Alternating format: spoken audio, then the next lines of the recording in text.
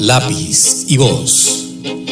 Un espacio del programa de licenciatura y lengua castellana de la Facultad de Ciencias de la Educación de la Universidad de la Amazonia. La formación integral de profesores con capacidades pedagógicas, disciplinarias e investigativas es nuestra misión. Incidir en las transformaciones educativas, sociales y culturales desde la Amazonia colombiana es nuestra visión. Lápiz para valorar la producción literaria que permite ensanchar el horizonte intelectual de estudiantes y profesores. Voz para describir el desarrollo armónico, integral y equilibrado del ser humano para posibilitar procesos formativos y la generación de nuevos saberes. Lápiz y voz, en coherencia e interacción permanente con la comunidad universitaria.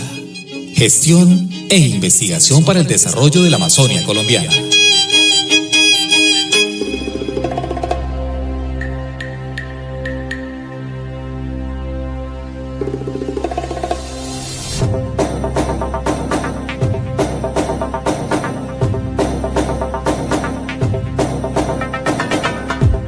Este es un abrazo amazónico y la bienvenida a todos los oyentes de la Radio Universidad de la Amazonia. Bienvenidos a su programa Lápiz y Voz, del programa Literatura y Lengua Castellana, adscrito a la Facultad de Ciencias de la Educación de nuestra alma mater, la Universidad de la Amazonia.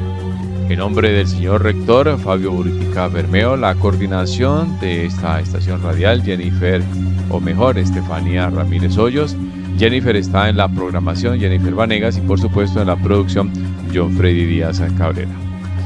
Con muchísimo gusto, una vez más, en nuestro programa Lápiz y Voz, Wilmer Rúa, docente catedrático, y hoy con un programa muy especial también como los anteriores.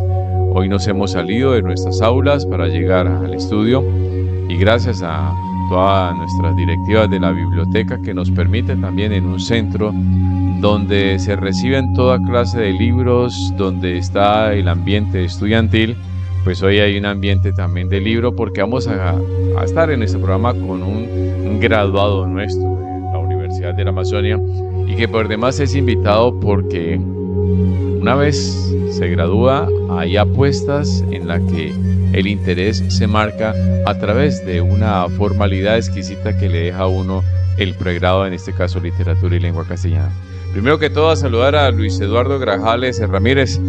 Profesor Luis Eduardo, un abrazo amazónico, bienvenido. Muchas gracias, hola a todos los que nos escuchan, a todas las que nos escuchan, un abrazo amazónico, muchas gracias por la invitación, y aquí estamos para hablar un poco de literatura, de cuento y de lo que ha pasado después de la universidad.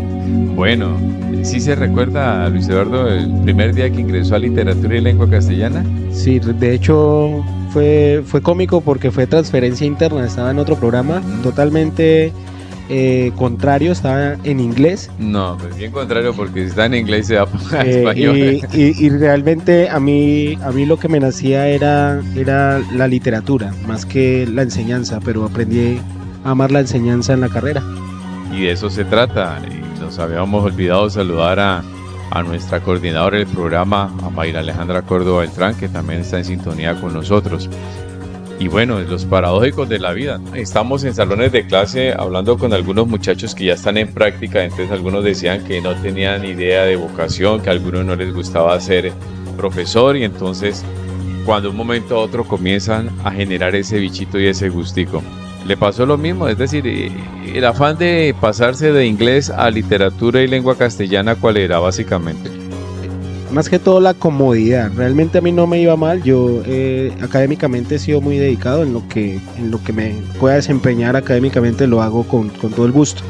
Sin embargo, sentía que mi avance en cuanto al conocimiento y a las prácticas del inglés no eran eficientes. No me sentía en mi salsa, como se dice comúnmente. Entonces mis calificaciones eran buenas todas, aún así sentía que no había aprendido mucho, que no había avanzado, a pesar de que iba en el cuarto semestre de la carrera.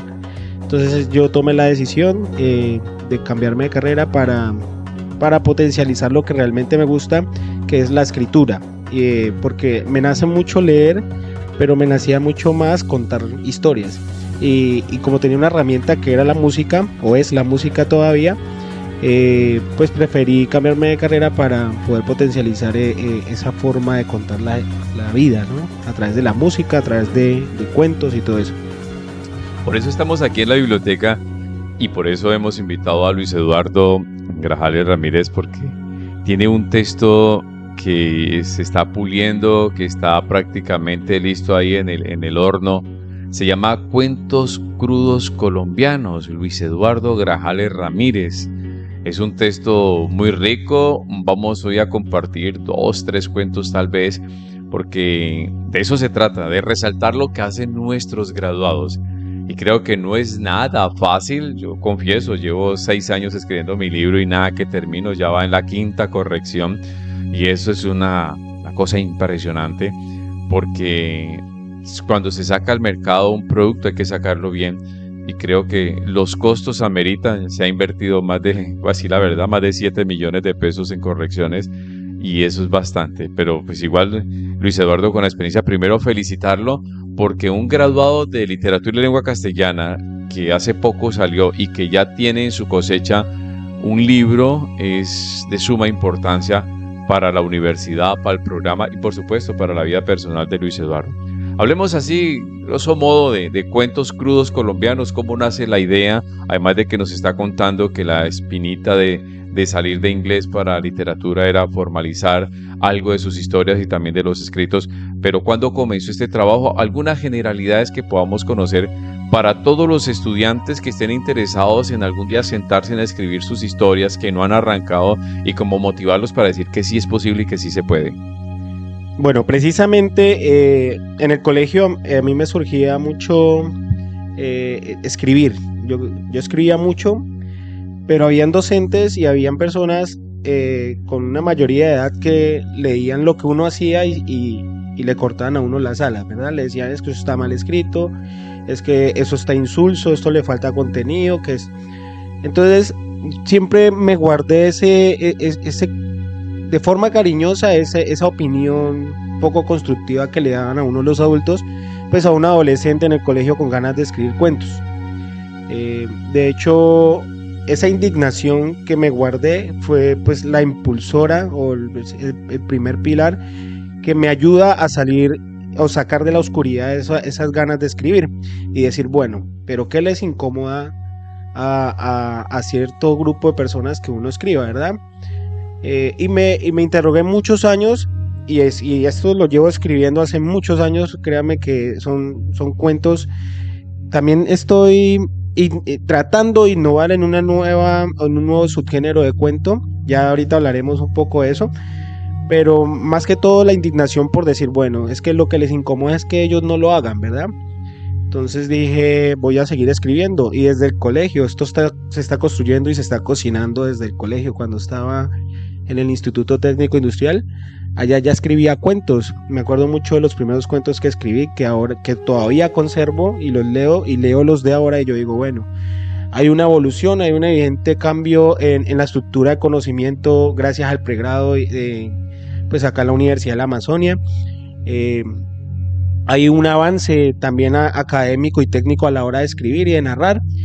Es evidente que escribir un libro no es nada fácil, es una tarea de mucha dedicación, de muchos años y también de muchas correcciones. Ya lo decía Wilmer, que realmente puedo leerlo 100 veces y 100 veces sí, claro, voy a conseguir algún error.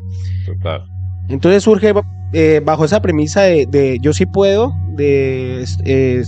tengo muchas ganas de contar lo que tengo dentro en el corazón, de muchos problemas que tanto a mí como colombiano como mis hermanos acá en esta tierra la violencia ha tocado, que es el tema, la premisa de este libro. El tema álgido es la violencia. ¿Por qué? Pues ya hablamos de que van a ser cuentos que tratan la crudeza de nuestro país, y no una crudeza que nosotros nos imaginemos, sino una crudeza que vive impregnado en nuestra piel, una crudeza que está a diario en la vida del colombiano y la colombiana, pero es una crudeza que hemos dejado pasar desapercibida. Es una violencia que hemos naturalizado, es una violencia que hemos normalizado, y es específicamente lo que hablan de esa de esa forma en la que el ser humano, sobre todo colombiano, ha visto la violencia como un familiar más en la casa, ¿verdad? Claro, y es que hemos crecido con ellas en esa forma de absorberla.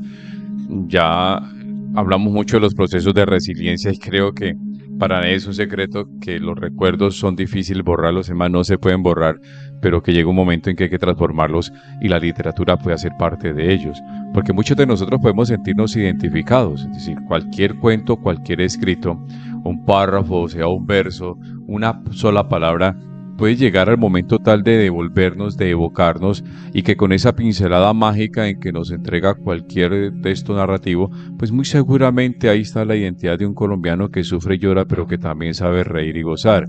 Y creo que bajo esa premisa de naturalizar la guerra, los conflictos, cada una de las apuestas, uno cree que todo tiempo pasado fue mejor y mentiras, ¿no? Y tampoco, eso no es así como color de rosa, Luis Eduardo. Claro, no, y ya lo tocaba Wilmer, realmente la violencia como herencia es este libro, Rey. Todo lo que pasa en el libro es mostrar que la violencia nos han heredado esa forma de violencia, y que no es solo violencia física, sino también una violencia psicológica y una violencia que viene desde el hogar también, ¿verdad? Porque tratamos de historias, hablamos de historias de cómo nuestros abuelos, de cómo nuestros padres, de cómo nuestros hermanos han venido instaurando en nuestro chip una violencia familiar, intrafamiliar, una autoviolencia, ¿sí? Y es por eso que nos atrevemos hoy a decir que Cuentos Crudos Colombianos va a salir de la oscuridad para incomodar a ese colombiano, incomodar a ese campesino, incomodar a ese abuelo, incomodar a ese padre, que de cierta forma creen que las palabras y las acciones que se hacían hace 20, 30 años no vienen hoy en día, ¿verdad? Y que como el contexto ha cambiado y como nuestra época es distinta, esas cosas ya no se toleran. Pero más que abrir los ojos de las personas que tienen unas costumbres muy arraigadas, y obviamente que puede decirse que es casi imposible, aunque no lo es, desprender a estos seres humanos de sus costumbres, es abrirle los ojos a las nuevas generaciones, ¿verdad? Y cada momento y cada espacio, me imagino, Luis Eduardo, porque pues igual ahora vamos a leer algunos cuentos, en cada trazo había una forma de entender y reconocernos a nosotros, y creo que ahí es donde está como ese título que tú lo pones ahí, Cuentos Crudos, y a ratos no es por hacerle apología a la violencia ni a los conflictos, sino más bien resaltar que en realidad nosotros, esa que tú llamas el ADN violento que tenemos, eso ha sido por generaciones, ¿no? Incluso lo cambian algunos términos, pues antes era muchos asesinatos, se mataban hombres y mujeres, ahora pues se asesinan mujeres, son feminicidios, ya la parte jurídica cambia, los contextos cambian, bueno, hay una cantidad de formas en que siguen cambiando porque nos sujetamos a las nuevas terminologías, a los nuevos tecnicismos y más desde lo jurídico, pero seguimos siendo violentos por naturaleza, y en cada parte muy seguramente lo que vamos a encontrar vamos a referir. Por ejemplo, déjame leer aquí los títulos de los cuentos donde los tiene Luis Eduardo, hacer un recorrido, ¿no? Así rápidamente dice, Cuentos de Rasputín, aparece la primera parte, El festín de las bestias, Nadie llora cuando oscurece. En la segunda parte aparece El ritual, Las voces del viento, El boom. Una tercera parte con La viuda negra, Los cuentos de Macondo. Bueno, aquí está metido Macondo como es habitual dentro de ese imaginario surrealista de García Márquez. Florencia es un Macondo, mi casa es un Macondo, por supuesto, ¿no? La tienda es un Macondo. Yo siempre he dicho que el espacio más fortuito para encontrar unas razones de existencia es una tienda, porque ahí el señor es un banco, de esos bancos calladitos, porque le fían, le dan crédito a uno, pero tiene que pagar. Pero ahí encuentra usted literalmente no ese chisme, sino que conoce, es un centro de acopio de internet porque conoce el vecino de allá, el de acá, sabe qué hace, dónde trabaja. Es donde sucede todo realmente. Y hasta conoce todos los vericuetos que aparecen dentro de la violencia intrafamiliar, que le pega a la mujer, que no le pega, que le pega a sus hijos, que grita, que es grosero, que se emborracha, que se enloquece, bla, bla, bla. Entonces en eso, ahí sarcófago número 6, ya usted sabrá qué es eso, y muy seguramente dentro de la lectura vamos a entender. Mantícora latina, Luciérnaga, La puta de la selva, Exequias, la de Gorrotipo de Dios, el oscuro campesino, bífido constrictor, atar a la rata, la sombra del esqueleto, gusanos imaginarios, mitómano de quirófano, aparece la casa longeva, del SIDA y otros vicios, de animales peligrosos, empanada de perro, anteojeras culturales, eutanasia, Mario, los cuentos de Querubín, la manzana de Daniel, el grimorio de Hades, alias Veneno, por la gracia de Dios, otro garabato y el espejo roto. No, ya con esos títulos uno tiene un imaginario Claro. más claro, pero también muy rico como para desear leerlo. Lo que sucede es que yo he pensado en todo lo que he analizado sobre cómo es la herencia de la violencia y de dónde nos han dejado esa violencia. Específicamente a nosotros nos colonizan españoles y no españoles buenos, ¿no? La historia nos la enseñan de dos formas, ¿eh? En el colegio tratan de hacer lo mejor que pueden, pero la verdadera historia es que en los barcos que venían a colonizar o invadir América no venían ni reyes, ni caballeros, ni gente pensante, ¿no? Porque los reyes dijeron a ahogarse, vamos a mandar a los que están en la cárcel, a los que están condenados a muerte. Y son los primeros que pisan nuestra tierra, ¿verdad? Entonces ellos son los que vienen a combinar su ADN con el de los indígenas. Y los indígenas pues ya tenían pues su cultura establecida, pues son los herederos de esta tierra, pero los indígenas también tenían conflictos que tienen que ver también con la violencia, porque entre tribus también habían peleas, existe el sacrificio humano, y también es una herencia indígena. Digamos que esto puede entrar en controversia por el tema de la falacia naturalista, pero eso sería un tema diferente al que tratamos hoy. Y hay harta tela de cortar. Y ahí podríamos extendernos 2 horas hablando de eso. Sin embargo, yo creo que esa simbiosis entre los criminales que envían en los 3 barcos españoles y los indígenas, pues digamos que de ahí podemos decir que ya venimos con una herencia, puede decirse, en el ADN de violencia. Digámoslo de forma así abstracta para no ser tan bipolares a la hora de referirnos a la violencia, pero nosotros también como mestizos nos encargamos de reproducirla, ¿no? Porque es como... hacemos apología a todo. Y hacemos apología a todo. Entonces, su merced lo decía muy bien, Cuentos Crudos Colombianos no es decir vamos a la violencia, vamos a seguir siendo violentos, es incomodar al que es violento. Que si esto se puede hacer un cortometraje, una serie, una película sobre lo que pasa acá y pueda llegar a los ojos del que no lee y que el que no va a leer este libro, que muy seguramente son bastantes, pueda incomodarlo, pueda sacarlo de sus casillas y decir, este soy yo, y cuando se vea al espejo diga, este capítulo de tal serie, de tal libro trata de mí, solo que quien lo escribió no sabía que era yo, ¿verdad? Entonces esa es la intención y por eso todos son nombres. Pero además voy a hacerle un reto a Luis Eduardo para que muy seguramente en un próximo o en la seguidilla de cuentos que está haciendo se ubique algo que lo que acaba de decir. Como esta es una entrevista no estructurada básicamente porque no se trata de un cuestionario de preguntas y respuestas, sino más bien que de lo que responde Luis Eduardo yo voy agarrando cosas y lo insto para que en esa provocación literaria esta noche, mañana o en algún tiempo de su espacio de escritura escriba un cuento que se titule eso, ¿no? Es como incomodar a los violentos. Me encantó esa frase y creo que de ahí pueden salir otros elementos importantísimos y cómo uno puede efectivamente incomodar a los violentos. Va a decirle, hey parce, venga que la cosa no es así. Pero estamos con Luis Eduardo Grajales Ramírez, es graduado del programa Literatura y Lengua Castellana de nuestra Universidad de la Amazonia y que por demás hoy en nuestro programa Lápiz y Bolos hemos inventado porque ya está cocinándose. ¿Ya está listo el libro, Luis Eduardo? ¿Le faltan algunas cosas? No, en este momento ya yo el que tengo acá es el machote, el borrador que le dicen, que le pasa, el primero que le pasan a uno para que usted diga está conforme, pero ya está listo. Ya está listo. ¿Cuándo sale o ya salió?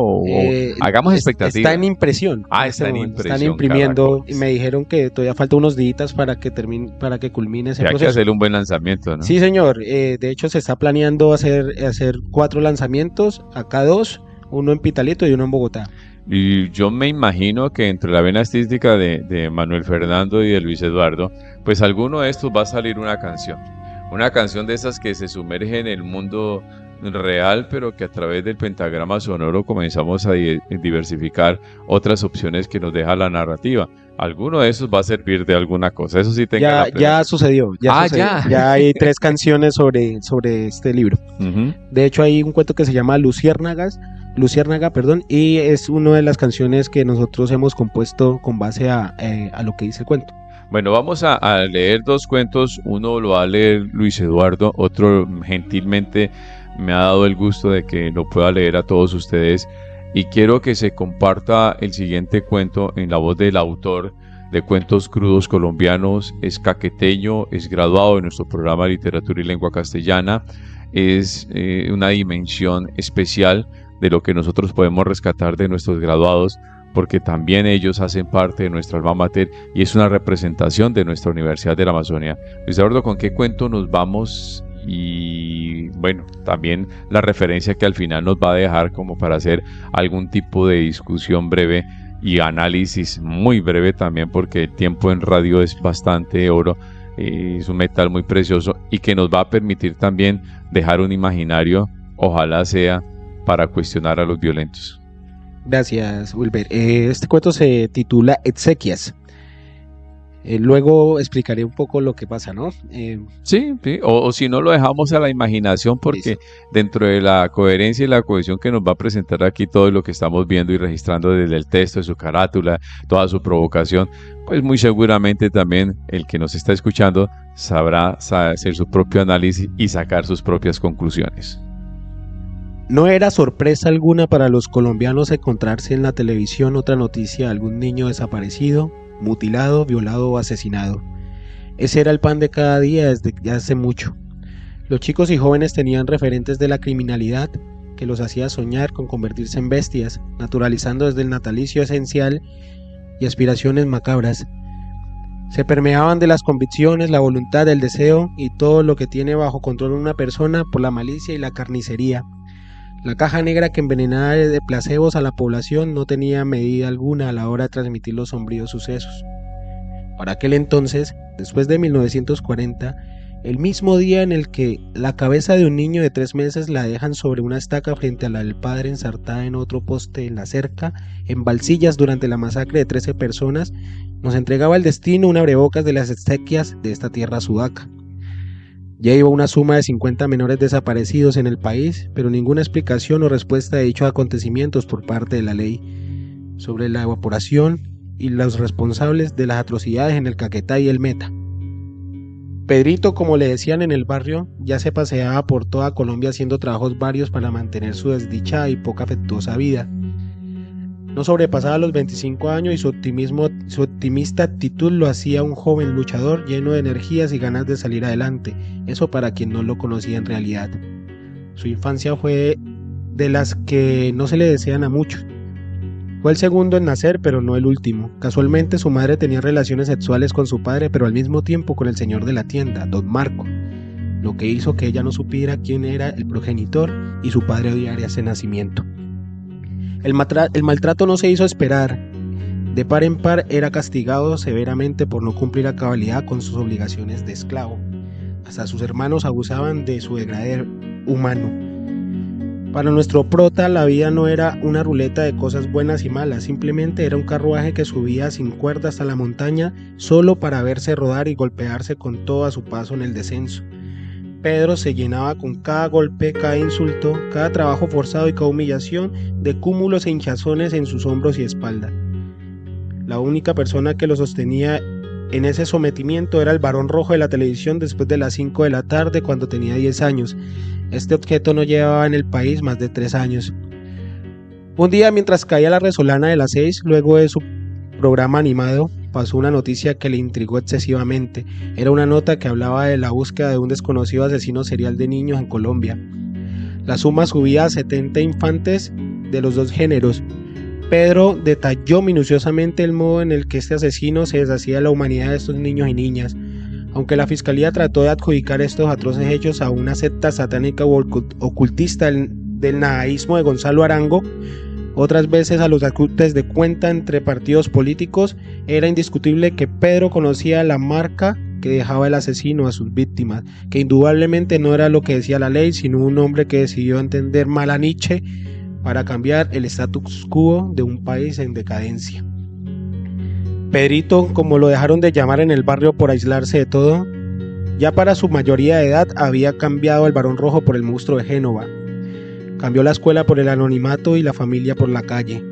Dormía entre callejones y pastales, algunas veces entre drogadictos y desechables, siempre siguiendo los pasos de su nuevo héroe. Cuando la suma de niños desaparecidos y evidentemente violados y mutilados ascendió al 120, Pedro ya había aportado otro porcentaje, aunque mínimo, de víctimas. Sus primeras experiencias fueron animales domésticos y salvajes.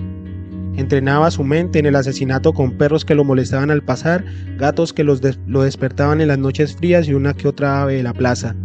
Pero sus primeras víctimas fueron sus hermanos y sus padres, a los que jamás se encontraron. En la televisión los cuerpos hallados sumaban 165 en total, pero Pedro sabía que iban alrededor de 200 entre su héroe y su mano. El día en que capturaron a Luis Alfredo Garavito, supo que su labor sería mayor y que debía superar a su hasta entonces clandestino maestro. A Garavito, alias La Bestia, se le confirieron los más de 200 asesinatos de niños y niñas en el país, condenado a 40 años de cárcel, pronto a ser liberado, o si no, ya ha sido liberado, mientras que la suma de infantes desaparecidos por Juan van superando los 500. Yo les cuento esto, pero doy gracias a Dios que es ficción, pues el noticiero aún no ha mostrado la suma exacta de menores desaparecidos que evidentemente están muertos. Aún no tenemos un número definido de víctimas para las exequias de esta tierra sudaca y algo me dice que seguirá aumentando. Bien, es la posibilidad única y exclusiva de comenzar a permear en cada una de las palabras esa posibilidad de vida. ¿Cuántos Pedros existen hoy? ¿Cuántos Pedros están sueltos?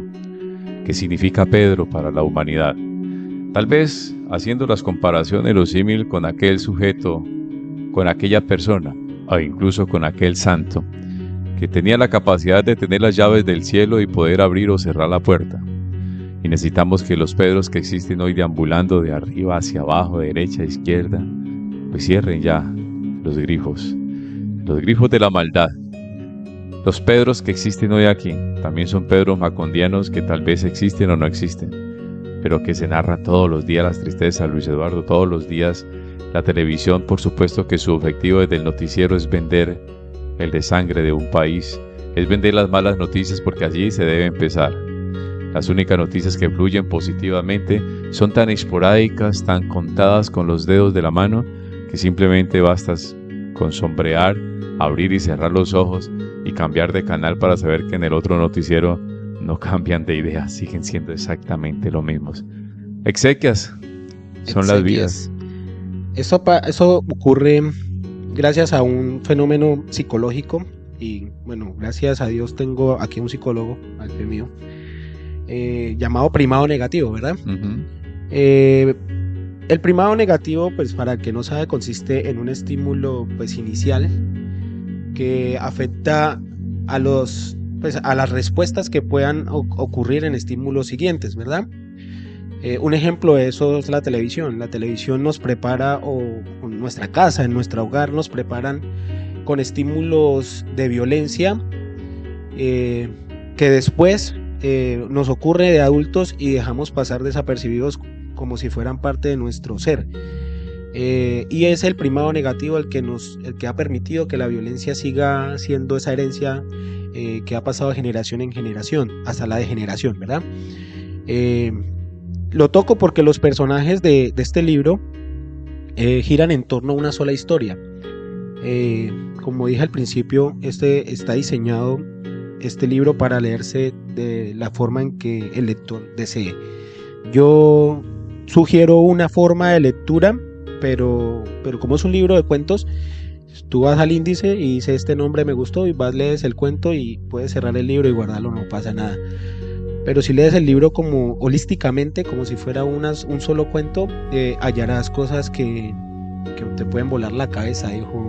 Y en ese imaginario, por supuesto, se va a encontrar razones de existencia. Y uno no sabe si la verdad vale la pena vivir, porque llega a un éxtasis propio en que hoy estamos encontrando resultados como ideas suicidas, estamos encontrando resultados un índice altísimo de ansiedad, de depresión, un estrés postraumático que, te confieso, para mí fue duro superar el estrés postraumático por efecto de los años 80, tanto carro bomba, y a mí me seguía pesando eso.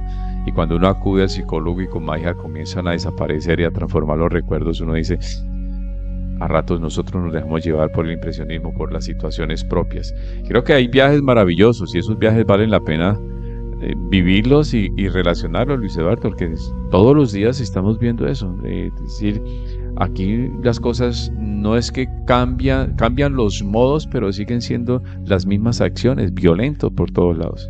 Lo que sucede realmente por efecto de las redes sociales es que ahora se muestra más, ¿no? Ahora es más evidente que un niño o un adolescente o un adulto tome su celular o su computadora y pueda ver lo que está sucediendo en todo el mundo, ¿verdad? Y en tiempo real. Y en tiempo real, exacto. Sin embargo, a mí lo que realmente me capta o me incomoda, por decirlo así, es que esa pantalla pequeña con la que nos enteramos de los sucesos, al bajarla un poco más, aparece un chiste que nos hace olvidar inmediatamente de lo que acabas de ver, ¿verdad?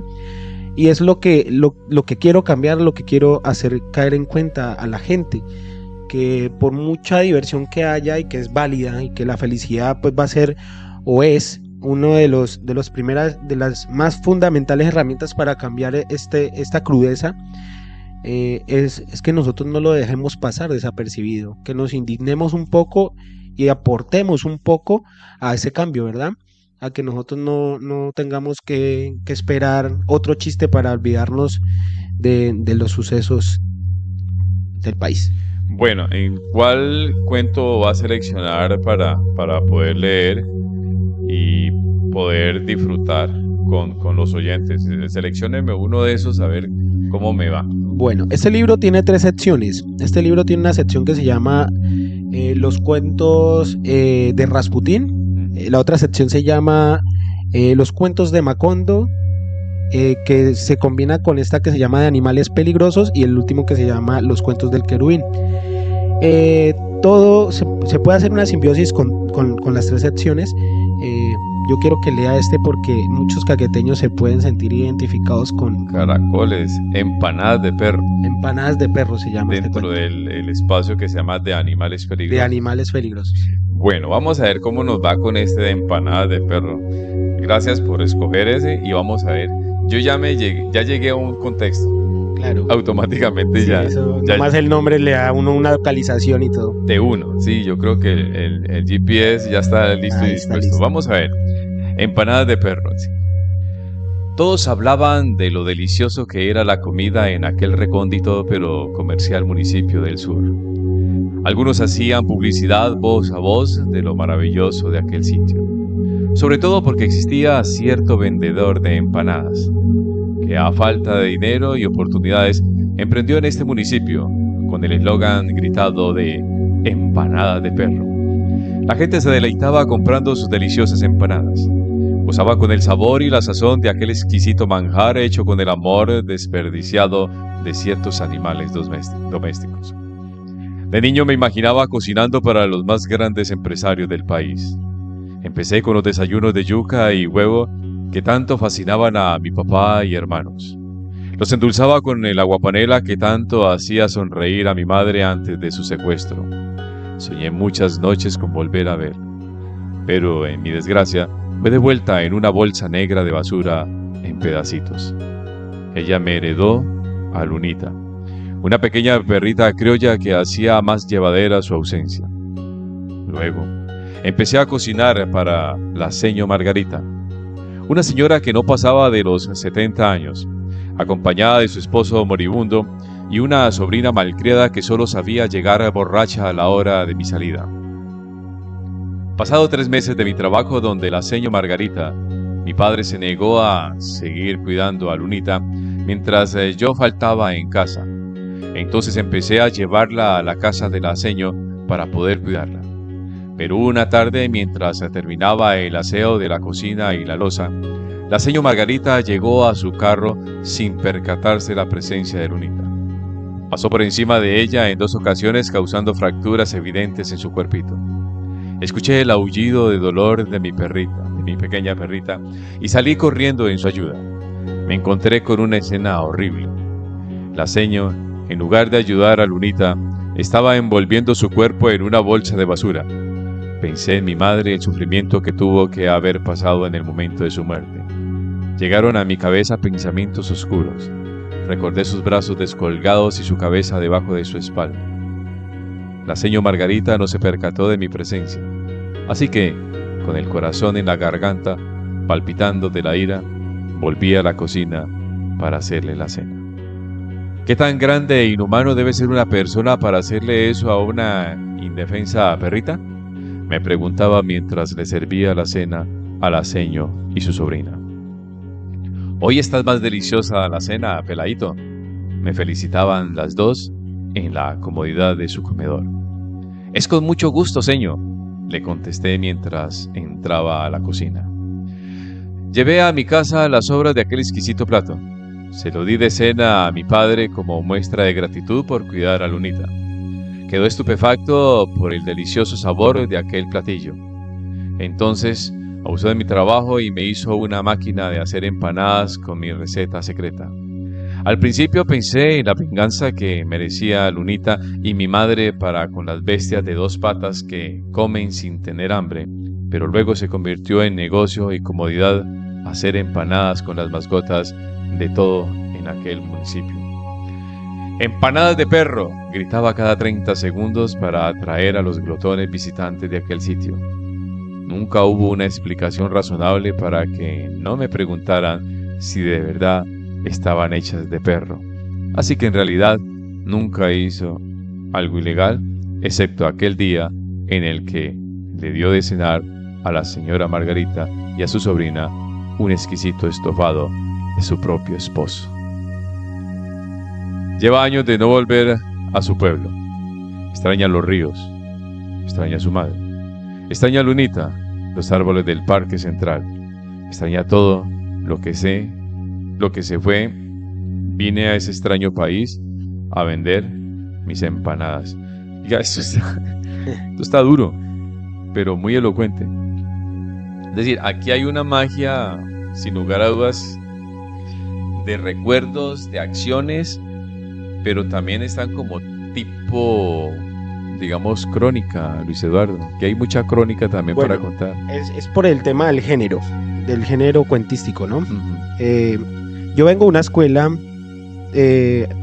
pues autodidacta, podría decirse. Claro que la universidad y la carrera aportaron mucho, pero un día decidí hacer un curso virtual con la Universidad de los Andes sobre Gabriel García Márquez. En el curso nos hacían leer todas las obras de Gabo y analizarlas. Ahí descubro la verdadera esencia del realismo mágico. Luego estudio y digo, bueno, Gabriel García Márquez tuvo la capacidad y la osadía de crear un género literario como ese. Y la admiración pues no me cabía en la cabeza. Luego leí un poco de lo que escribe Mario Mendoza, que también es colombiano, y también intenta, bajo el ala del romanticismo oscuro y el realismo degradado, contar historias del país, ¿no? De una forma distinta, pero en la misma escuela de Gabriel García Márquez, ¿verdad? Ya sin mucha magia, pero con más misticismo. Y lo que yo hago y lo que intento mostrar es algo llamado costumbrismo violento naturalizado. ¿De qué se trata esto, verdad? Ya uno se siente en una crónica, pero también se siente en un cuento. Pero uno también se siente en el espacio en el que están ocurriendo las cosas, por la forma en la que se está escribiendo el cuento. Porque la narrativa es vulgar, ¿sí? Se escribe como hablaría el muchacho, como hablaría la seño. No se dice, venga jovencito, usted le quedó muy buena la cena, no, venga peladito, le quedó muy chévere la comida, ¿verdad? Entonces todos esos recursos que yo he aprendido de las lecturas que he tenido, pues los he utilizado, ¿sí? Los he utilizado precisamente porque el costumbrismo habla de esos hábitos que tenemos nosotros como seres humanos y que son macro, meso y micro, que que hay unas costumbres de la tradición donde nos tocó nacer y que no las podemos nosotros negar, y son costumbres que tienen que ver precisamente con ese tema de la violencia. Pero también hay costumbres que nos inculcan en el hogar, porque a pesar de ser un país violento, hay hogares que crecen llenos de amor, ¿sí? Y es papel fundamental de la familia cambiar ese chip de violencia, de esa costumbre macro, cuando llega a la meso, decir, bueno, nosotros nos heredaron la violencia, pero aquí el ser humano y el colombiano específicamente es más que violencia, ¿verdad? Uh-huh. Yo siempre he dicho que después del uso del lenguaje, o después del lenguaje, el uso de la violencia es lo que nos separa de la sutileza natural del resto de los animales, porque nosotros nos creemos superiores al resto de los animales, pero somos el único virus que realmente está destruyendo este planeta. Y en el hogar nos deben enseñar a cambiarnos ese chip. Y luego están las costumbres micros, ¿no? Son los hábitos que el ser humano individual tiene, como cepillarse a una hora específica, ponerse o no sandalias al andar en la casa, porque eso ya son decisiones individuales, pero son costumbres, ¿verdad? Y de esas costumbres se nutre el ser humano, y sobre todo el ser humano colombiano. De violencia, pues ya estamos hablando del género que yo quiero promover como un subgénero, ¿no? El género realmente es la narrativa, pero el subgénero de cuento, no quiero que sea un cuento ficticio, aunque tenga personajes ficticios, porque el contexto y la forma en la que se narra, pues es un cuento realista, ¿verdad? Sin embargo, no sé quién era el que vendía las empanadas de perro. Yo nunca lo conocí. Pero para muchos hay una identidad. Claro, hay una identidad. Y se convierten hasta en una institución. Sí, señor. Ese es el objetivo. Ese es el objetivo, que a pesar de que yo sé que muchos de los que escucharon el cuento van a decir, yo he escuchado hablar sobre él, pero nunca lo he visto, ¿verdad? Y además tampoú nadie ha preguntado si era cierto o no. Claro. Entonces, no, y él nunca hizo nada malo, porque si vendía empanadas de perro, pues él perfectamente vendía sus empanadas de perro con el eslogan de empanadas de perro.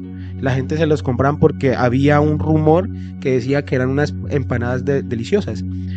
Sin embargo, yo me invento a Margarita, la señora Margarita, a su esposo. Y hasta el estofado se lo inventa también. El estofado de esposo. Ajá. ¿Por qué? Porque más allá de hacer empanadas con un perro, que es algo de lo que debemos reflexionar, más allá de lo deliciosa que puede ser la comida, porque ya entra un aspecto moral de la gastronomía colombiana, ¿sí? El hecho de que nosotros critiquemos que en Asia, que allá en Japón se coman los sapos o peleen a un perro de verdad y lo hagan como un pollo. En el acuario, en la tienda venden sapos y meten la mano y lo comen. Se lo comen. Y no, yo veo a mucha gente indignada por esos actos en las redes sociales. Pero acá pues hacemos lo mismo, solo que con animales distintos, ¿no? Entonces es un llamado a eso. Pero más allá es ver que lo que pasa con un animal tan débil o tan frágil como un perro, y la acción que hace la señora Margarita, que es envolver a Lunita en una bolsa de basura, es lo que le pasó a la mamá de nuestro protagonista en este cuento, ¿verdad? Y mostrar también la fragilidad del ser humano, porque a nosotros también nos pueden pasar por encima en cualquier momento de nuestra vida, y también nos pueden envolver en una bolsa de basura y nos pueden devolver independientemente de quién sea. Independientemente. Entonces de eso se trata el tema de la herencia de la violencia en cuanto a la costumbre, y naturalizado en efecto del primado negativo, que también es un tema muy largo. Nosotros normalizamos esas conductas, ¿verdad? A nosotros nos pasa que si yo crecí en un hogar donde mi papá llegaba borracho a pegarle a mi mamá, y me acostumbré todos los sábados a ver esa conducta, yo crecí y ya de grandecito voy y le pego a mi mujer cuando llego borracho, y me parece algo totalmente normal. Es producto de la naturalización y la normalización de la violencia en el hogar. La legaliza bajo un sello social. Sí, señor. Entonces eso lo explica mucho la psicología social, pero eso también se hace de forma general, porque ahora, gracias a la lucha que se han dado también las mujeres y a la lucha que se han dado algunos hombres, ahora se penaliza mucho lo que antes pasaba desapercibido como un homicidio normal, ¿verdad? Que es el tema de los feminicidios, como lo mencionaba al inicio. Pero nosotros, ¿qué naturalizamos realmente? Nosotros naturalizamos cosas que indignan socialmente, pero las que indignan individualmente las dejamos pasar. Por ejemplo, el hecho de que el amigo se haya intentado suicidar 3 veces y sea un chiste el día de mañana, eso es naturalizar, normalizar un problema psicológico, un problema de salud mental que nos permea a los colombianos. Yo soy y he tenido problemas psicológicos severos que me han llevado a eventos como el suicidio, como el intento de suicidio. La idea y el intento. Y entonces, este libro me ha liberado un poco de eso, ¿sabe? El libro ha sido también una catapulta de zafarme emociones que no podía hacerlo por X o Y razón en la niñez y adolescencia. Entonces, costumbrismo violento naturalizado es algo que quiero vender para que cuando llegue a la psiquis del colombiano, pues lo pueda incomodar, y sobre todo a ese colombiano violento. Y ridiculizarlo de una vez. Exactamente. Y es el momento. Además, yo tengo una premisa siempre de los medios de comunicación como periodista. Y no sé cuál es el afán de mostrar a las personas y ficharlas a través de un medio de comunicación para que todos los veamos. Si con el simple hecho, también con la experiencia que tuve de pasar por la cárcel El Cunduy de Florencia y encontrar seres maravillosos allí en un año que estuve, obviamente estuve interno, porque cuando uno hace una práctica profesional se interna y no necesariamente estaba desposado y tenía mi propia libertad al interior de los patios, pero hay seres maravillosos, seres que uno encuentra cada uno marcado con sus propias violencias. Y si en el establecimiento penitenciario y carcelario El Cunduy, por ejemplo, hay 864 personas, son 864 formas de violencia. Ahí sí las puede naturalizar todas. Así estén 3 por violación, fueron 3 formas diferentes, 3 asesinatos diferentes, 3 robos diferentes, 3 cosas, por lo que más encontré. Entonces, en una cárcel, por ejemplo, se puede prestar para un estudio mucho más amplio, pero bajo la percepción, y lo digo con toda franqueza, que las personas que ahí son seres maravillosos, que en algún momento de sus vidas flaquearon o dejaron de recibir algo que yo lo he denominado el afecto. Ahí ocurrió en ese momento algo, pero que son seres espectaculares, lo sé, lo reconozco, sé que están allí. Por alguna situación, circunstancia, estamos ahí. Y creo que me parece, frente a todo eso, toda la parte de las costumbres, y me parece que es maravilloso. Luis Eduardo, el tiempo se nos está agotando. Yo creo que nos alcanza para leer un último por ahí de esos cortos, buenos, entretenidos, sí, que con su voz nos pueda relatar y nos pueda decir, bueno, aquí hay una parte para finalizar y que nos deje como al final esa reflexión.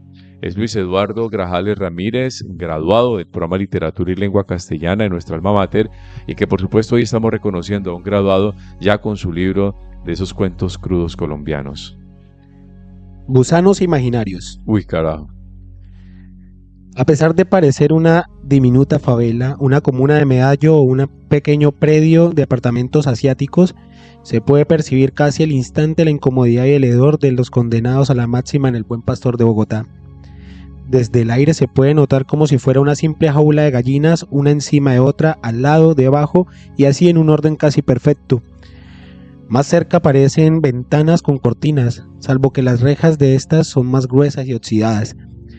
Las cortinas con un tigre en la mitad de día sirven como cómplices para evitar la vista desde el otro galpón, y de noche son las cobijas de algunas asquerosas almas condenadas al olvido. Y digo al olvido porque literal más del 60% de la población no tiene la menor idea de quién ocupa estas celdas, cómo llegó ahí, cuándo fue condenado y mucho menos de dónde viene, aunque algunos corren con la suerte de tener familia que evitan tal olvido. Hay otros como Beatriz que se esfumaron desde hace 20 años. Brea, como le solían decir las guardianas por el degradé del aspecto de su rostro, fue condenada a 40 años de cárcel por un múltiple homicidio adjetivado con agravantes de sevicia y alevosía. En este país asesinar a los violadores de nuestros hijos resulta siendo una segunda bajada al infierno, pues Brea no se salvó de la justicia colombiana, que sentencia desde su máxima negligencia y su impune complacencia. Ella, al encontrar a su cuñado y a su marido violando a su pequeña de 3 años, decidió que no eran seres humanos aptos para seguir viviendo. Y no es que esté en contra de la venganza implantada en estos casos, pero ella se extralimitó con la forma en la que los mató.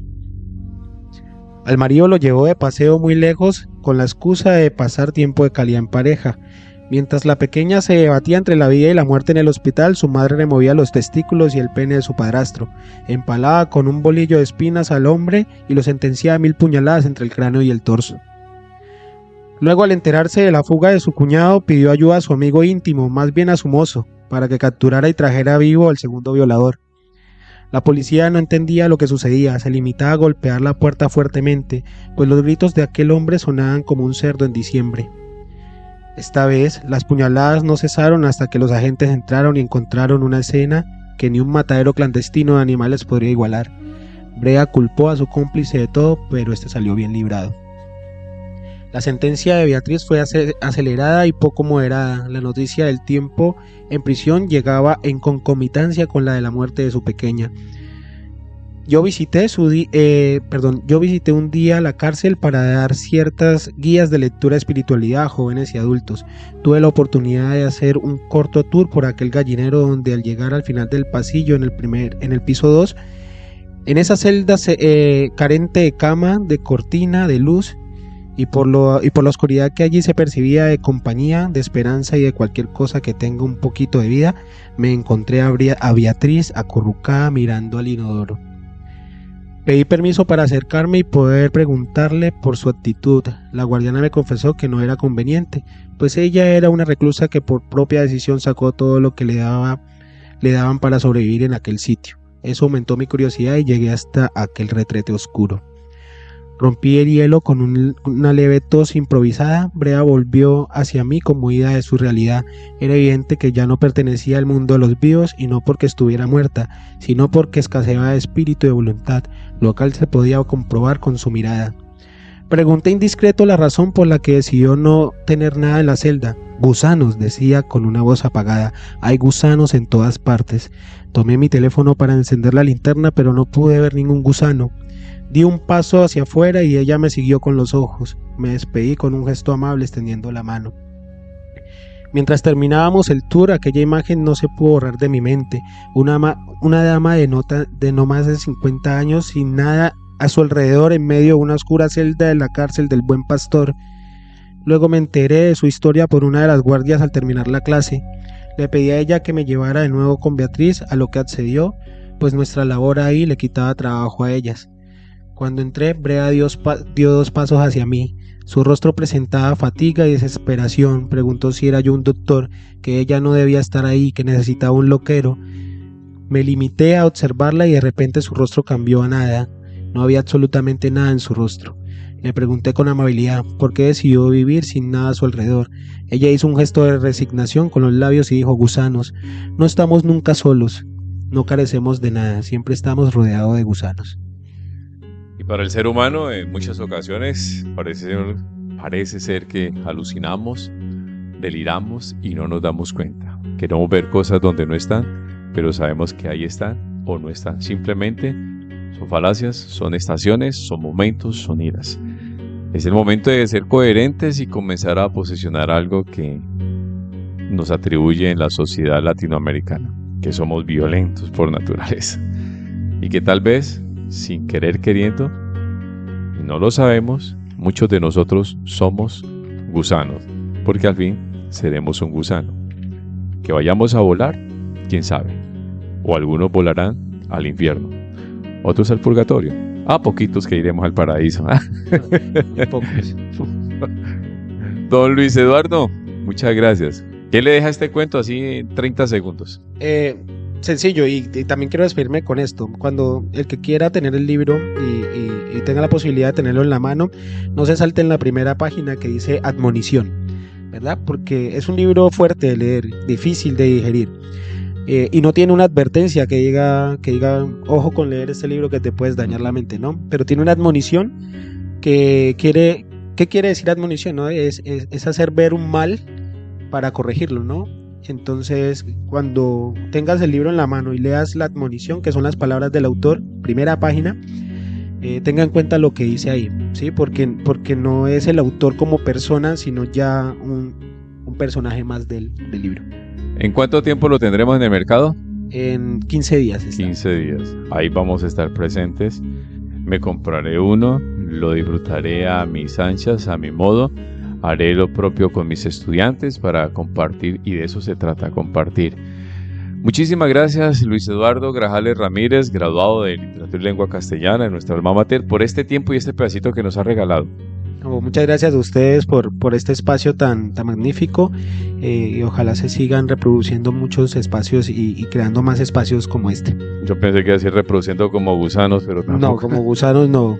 Realmente esos son los que tenemos que sacarnos de la cabeza. Y hay que sacarlos por todos lados porque en realidad sí, creo que es una reflexión bárbara que nos ha quedado en este espacio. Lápiz y Voz ha llegado a su cometido de traer. Si usted es un graduado, si usted es un profesor que tiene escritos, con muchísimo gusto contáctenos con nosotros en nuestra Universidad de la Amazonia. Vamos a su colegio, vamos a su salón de clase, compartimos con los graduados. Ustedes son ese nervio importante para nosotros de poder compartir.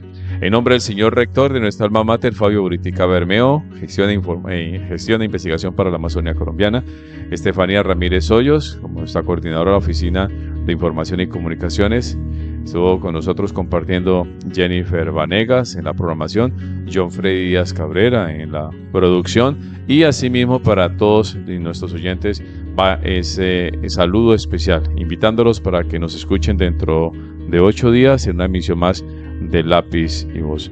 Soy Wilmer Rúa, docente catedrático, y como siempre yo finalizo diciéndoles, antes de escuchar algo macondiano de la música tropical bailable, pero que también genera mucho espacio, muy espectacular para entendernos quiénes somos, lo que estamos haciendo y para dónde vamos, abrazo amazónico. Los 100 años de Macondo sueñan en el aire, y los años de Gabriel Trompeta lo anuncian, encadenado a Macondo sueñan.